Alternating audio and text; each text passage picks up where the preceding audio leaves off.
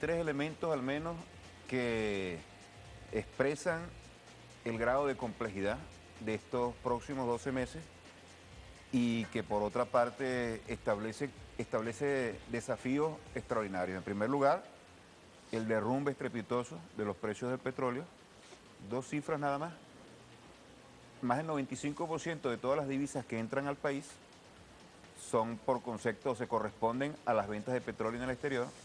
Digamos que si se traían $100, ahora serán 50 O menos, o menos. Hasta ahora rondando por ahí. 45. Yo diría que va a ser un poco más, pero este es el momento Ujú, en el cual se han deprimido de tal manera que genera una gran preocupación. ujú. Yo no soy tan pesimista para prever que en el resto del año se va a mantener a ese nivel por varios motivos que quizás los podamos analizar. Pero en todo caso, el 70% también de todos los ingresos que percibe el Estado, es mucho más allá que el presupuesto, provienen del negocio petrolero. Si eso, por supuesto, se ve alterado de esa manera tan dramática, la perturbación va a tener un impacto sustancial. O va a llegar a una dimensión sustancial. Eso por una parte. Por otra parte, las elecciones. Las elecciones a la Asamblea Nacional, que es prácticamente para la oposición un trampolín para el golpe de Estado, un trampolín para seguir desestabilizando el país. Ellos van a jugársela el todo por el todo para obtener una victoria allí, y para ello una victoria en la Asamblea Nacional pasa necesariamente por un clima y un escenario de creciente desestabilización donde no hay que ser un analista político sobre la base de métodos científicos para el análisis, para llegar a la conclusión de que no solamente habrá guarimbas, sino que la guerra económica va a arreciar todo ello en medio de una tremenda guerra psicológica. Y el tercer elemento son los Estados Unidos, que seguirán insistiendo con su política de injerencia en la región y especialmente en Venezuela, donde se juega el destino o se juega el futuro del proceso de integración bolivariana en el continente. Esos tres elementos por sí solos nos hacen ver que este será un año de grandes complejidades y grandes desafíos, pero saldremos adelante. Vamos a algunos de esos elementos que usted menciona. Hay quienes han dicho que, bueno, que la ausencia o la baja en los ingresos de divisas en el país, que evidentemente tiene un impacto en la capacidad de importar, son también, pueden ser vistos o puede ser vista esta situación como una oportunidad para obligar a, bueno, incrementar las capacidades del aparato productivo nacional para poder sustituir esas importaciones, es decir, producir lo que no podemos importar. Eso, digamos, es cierto, es real, ¿qué tanto impacto puede tener? Es una visión tal vez ilusa conociendo nuestra historia. ¿Cómo podemos ver ese hecho? Esa es una posibilidad y a su vez una necesidad.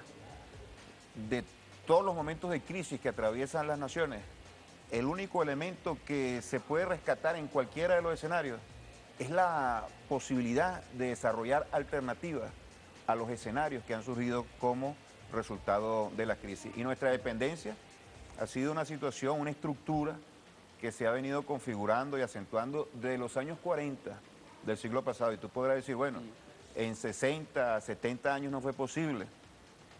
En todos los momentos de crisis que nosotros atravesamos, buscar una alternativa distinta, desarrollar al país sobre la base de una industria mucho más diversificada, modernizada, al servicio de un desarrollo integral del país. Y efectivamente ha sido así. Ahora, la revolución es un momento de grandes transformaciones, y esas transformaciones pasan por lo social, por lo político, por lo cultural, y necesariamente tienen que tocar el tema económico, de tal manera que es un reto para nosotros llegar a este escenario con una visión de cambio profundo, en este caso del aparato productivo. De eso dependerá no solamente que podamos superar esta fase coyuntural, un bache importante que significa la caída de los precios del petróleo, sino que nosotros podamos transitar al socialismo. No podremos transitar al socialismo con el aparato productivo que tenemos nosotros. ¿Qué tanta posibilidad cierta hay de que ese tránsito al socialismo se garantice? Es decir, que esa vía sea garantizada cuando en medio de circunstancias difíciles, que acabamos de describir, usted la acaba de describir, los sectores o algunos sectores de la vida nacional, quienes hacen oposición, otro el sector privado, lo que argumentan es que frente a una crisis o una situación difícil, compleja,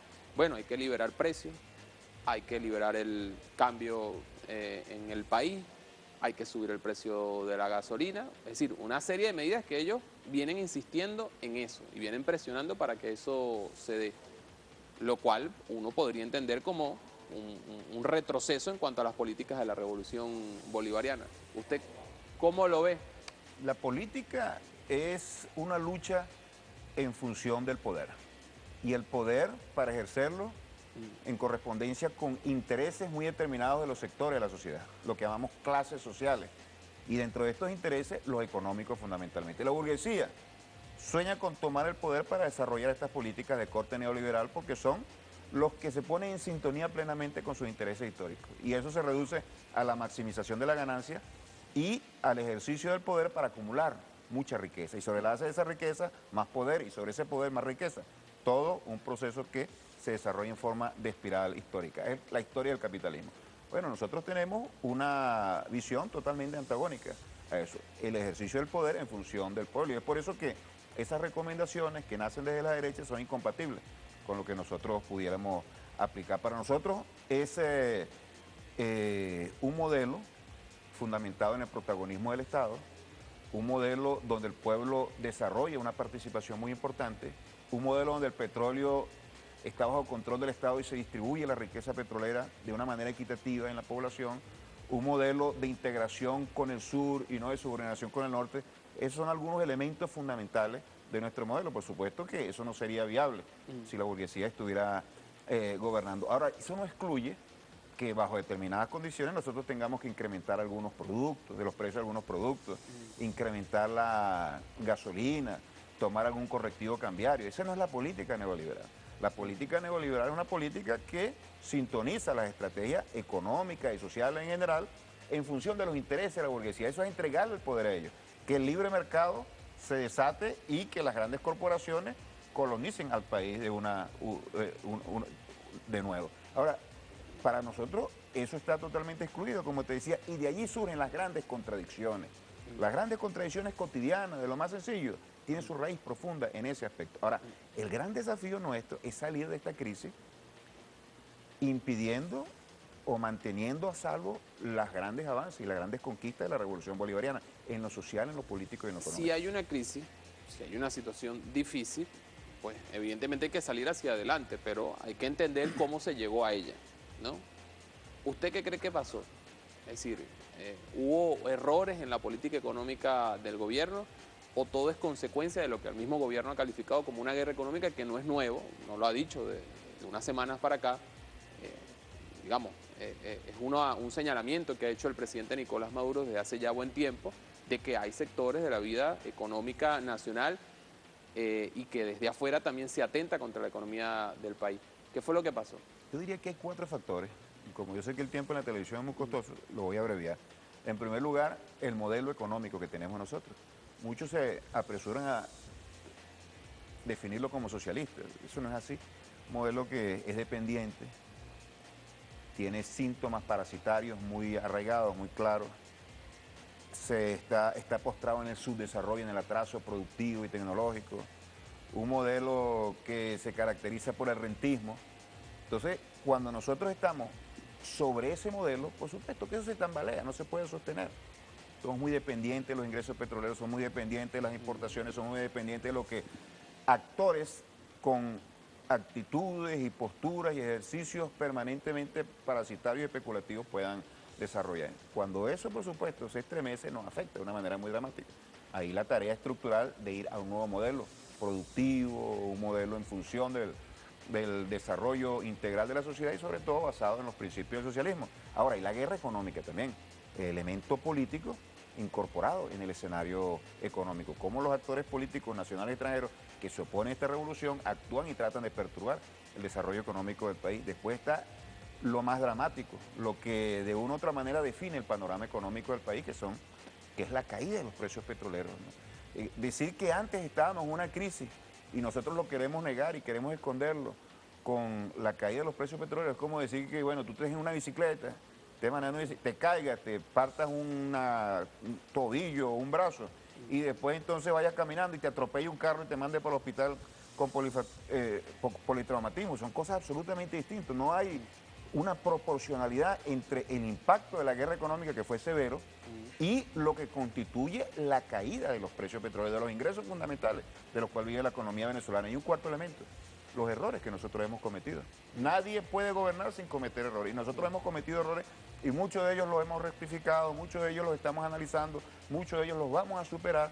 El presidente Nicolás Maduro, en línea como era el comandante Chávez, ha sido muy autocrítico siempre con esta cosa, pero donde no hemos cometido errores nosotros es con el desarrollo de una política económica y una política social al servicio de los intereses del pueblo y de la patria. Bien, diputado, esa es su visión acerca del tema. Hay otras visiones. Ramón Muchacho, quien es el alcalde del municipio Chacao, señaló que el gobierno fracasa o fracasó en materia económica por aplicar un modelo fracasado que fracasó en Cuba y en la Unión Soviética. Él hizo esas comparaciones. Vamos a escuchar entonces al alcalde del municipio Chacao. Lo que está pasando aquí, Carlos, es que en Venezuela el gobierno instauró un modelo económico. Ese modelo económico está copiado del modelo cubano. Ese modelo económico en Cuba produjo unos resultados. ¿Qué produjo en Cuba? Parálisis económica, escasez, desabastecimiento, pobreza, que fue lo mismo que produjo el siglo pasado en la extinta Unión Soviética. ¿Qué está produciendo ese modelo en Venezuela? Bueno, lo mismo que produjo en esos países. Parálisis económica, escasez, desabastecimiento. ¿Cómo salimos Eso de eran esto? contextos históricos ya superados. ¿Por qué se repiten entonces? Bueno, pero es que es increíble. El único país, Carlos, que a estas alturas está en esto, tratando de probar un modelo que ya se sabe que fracasó el siglo pasado, es Venezuela. Eso lo hemos escuchado una y otra vez.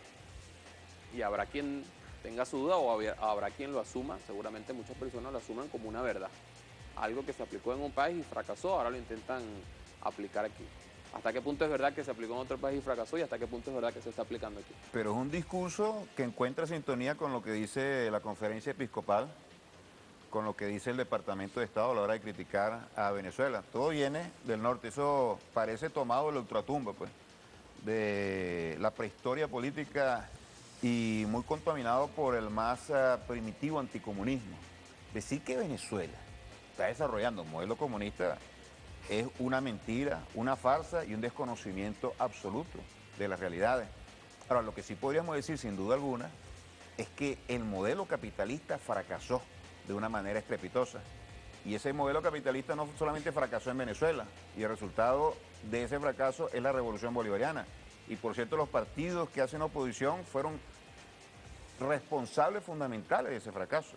Y la Conferencia Episcopal que hoy se lanza con un pocotón de una sarta de mentiras y demagogia y de cinismo, igualmente fue parte, una de las patas de la mesa que constituyó o que conformó el punto fijismo. No solamente es eso, también es que a nivel planetario el capitalismo es el mayor peligro para la vida.